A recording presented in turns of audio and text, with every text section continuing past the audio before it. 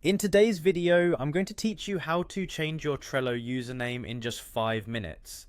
It's a pretty straightforward process, so don't worry if you've never done it before. By the end of this guide, you'll have a new Trello username set up in no time. Let's dive in. First things first, open your favorite web browser and head over to the Trello website. If you've been working with Trello for some time, you already know it's a fantastic tool for organizing your tasks and projects from anywhere. Once you reach the Trello homepage, look for the login button. It's usually located at the top right corner of the page. Click on it. If you're not already logged in, you'll need to enter your login credentials to proceed. Make sure to keep your password handy for a smooth login experience.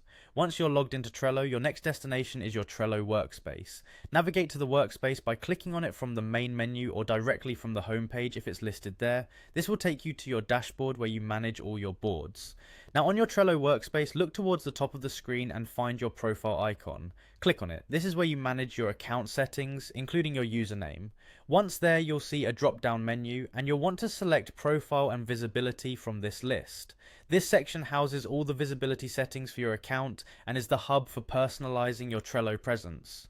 Once you've clicked on Profile and Visibility, take a moment to review the options available in this section. What you're specifically looking for is the About section. Clicking on About will bring up further details about your account. Navigate through these settings until you locate the username field. It should stand out as it's one of the key identifiers of your Trello account. Here's where the change happens. Click on the username field. It will become editable, allowing you to type in your new desired username. Keep in mind your new username has to be unique to Trello. If it's already taken, you'll need to try a different variation until you find one that's available. Once you've settled on a new username, confirm your changes. Depending on Trello's current interface, there might be a save button, or the changes could save automatically. Be sure to double check.